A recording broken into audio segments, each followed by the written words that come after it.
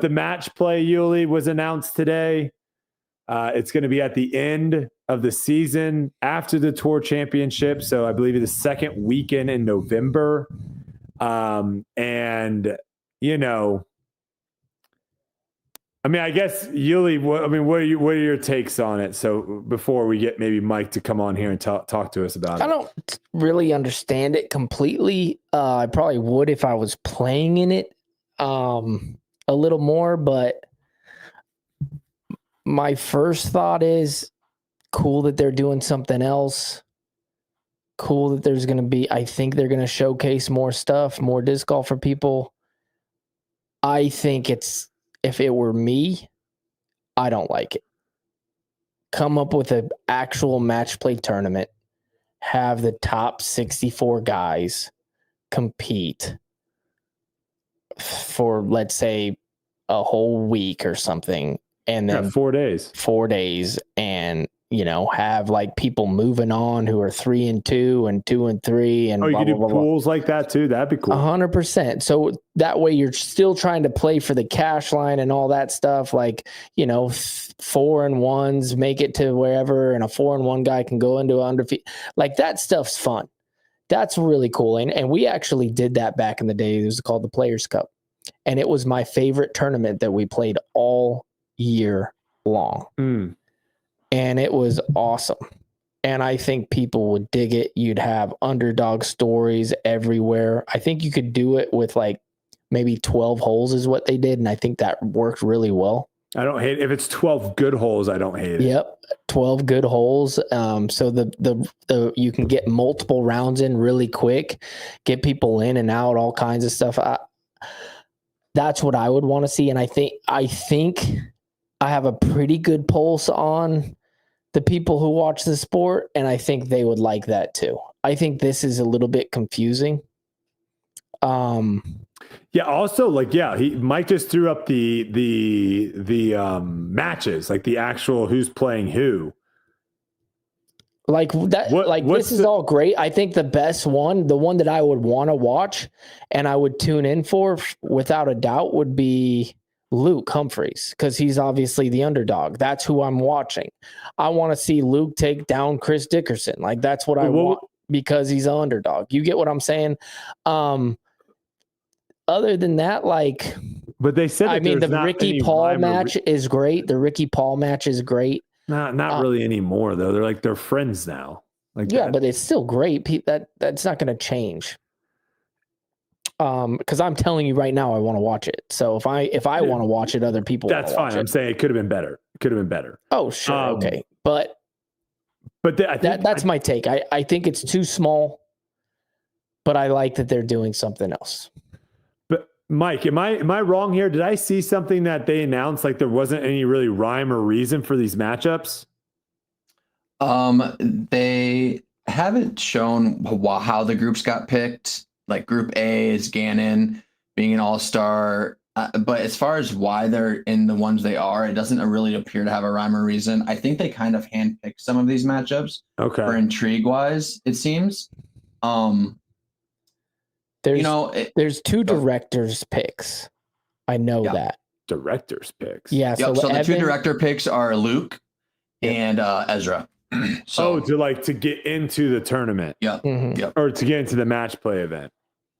So is this thing separate than the thing that they have going? Like, isn't there like a match play qualifier or something this week at Music City? I think there's just matches. Yeah. So those are the matches. So there's matches before Music City, and there's matches. That's these are going to be correct. Yes. And then what's at the end of the year? So based on these matches this week at Crowcole, at Idlewild, and at Green Mountain, it'll put a championship group together, which will play at Hornets Nest in a 2-day event, or 3 days in November. And how many people is that? Like 4? I think it's 4. So 2 matches the first day and then 1 match the second day. Interesting. Okay, so we're starting with 16. They're going to play throughout the season to whittle it down to 4 that they will then play at the end. Yeah, and I mean, I think you guys were kind of mentioning having it just be an event, and that would probably be ideal. And I think a lot of this might be a financial thing of just what makes the most sense. Does it make sense to have an entire weekend dedicated to this versus kind of using the weekends they already have? I think that's a part of it. I think ideally it'd be its own thing. And I think it's a little bit of a mistake having the finals after the entire season's basically over and expecting people to have interest in this and go and have fans in November when everything else is over.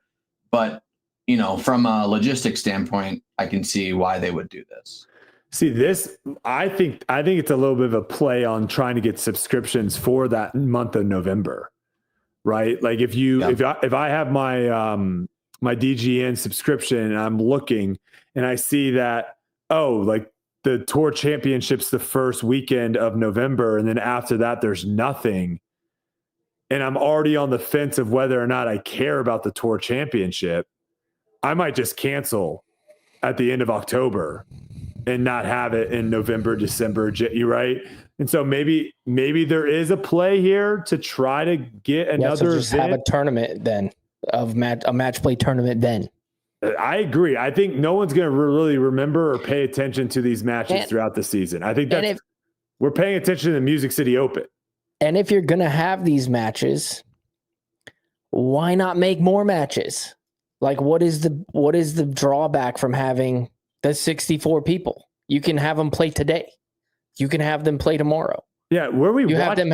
You have to meet up at some point during this time, and you can go to whatever course you want to. I don't know. Are we watching this week? Like, am I watching one of these matches this week? I haven't seen anything about that. Or is this going like? Is this just happening, and then there's be like, oh, Gannon beat AB on? It says it's going to be streamed on the YouTube channel. Oh, cool. Okay, like that is cool. On Thursday, I guess, the day before the event? First group play round, to be clear, just the first group. So just this week, I think, and then the rest will be on for pro and standard subscribers.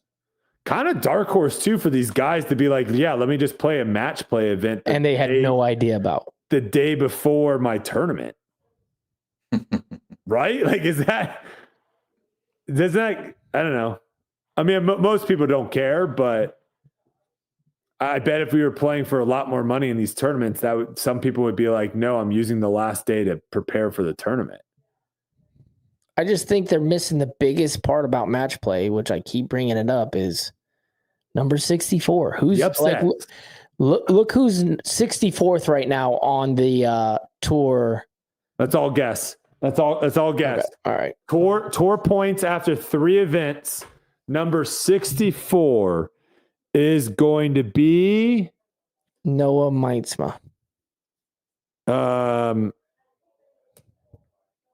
Evan Scott. Gavin Babcock. Evan Scott. That's my guess.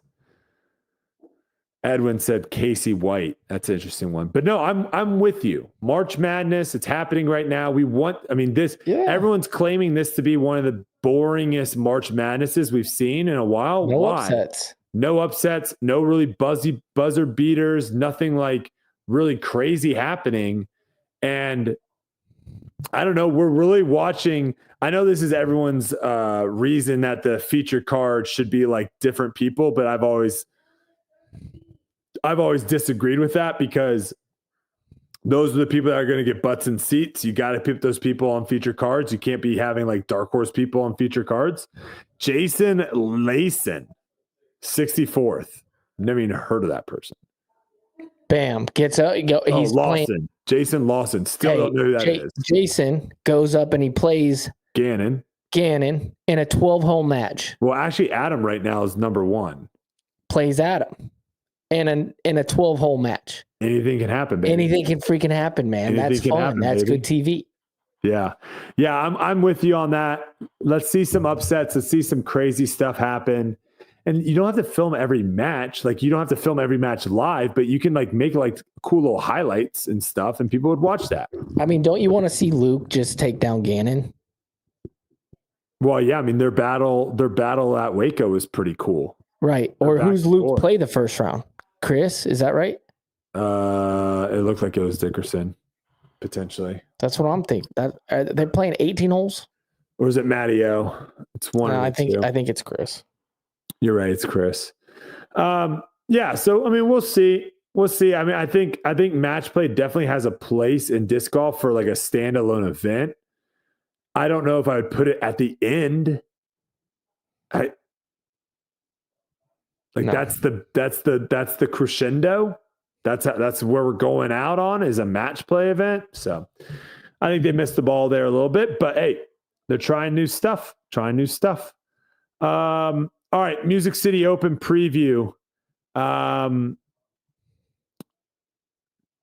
be interesting to see. This course always seems to add new stuff, change the holes around. They're not afraid to change like where you're starting. They've done that before. So it'll be interesting to see kind of how the course plays out. I'm playing it, like I said, tomorrow. So I'll have a little bit, obviously, better knowledge of that. Are they adding OB? Is that one hole that's terrible still in existence? But the thing with Music City that really jumps out, like the big storyline for me at this tournament is really the weather. That always is like the big wild card because we've seen this course is not too good with water, doesn't drain well, and we've seen the course just play completely different in the wind. So that's something that that I'll be looking at this upcoming week is how the weather is going to be. But yeah, I mean, showing the results from last year, Simon kind of took it down. Paul, like I said, Chris Dickerson always plays well here. Big Germ, actually. Good finish with Big Germ there, too.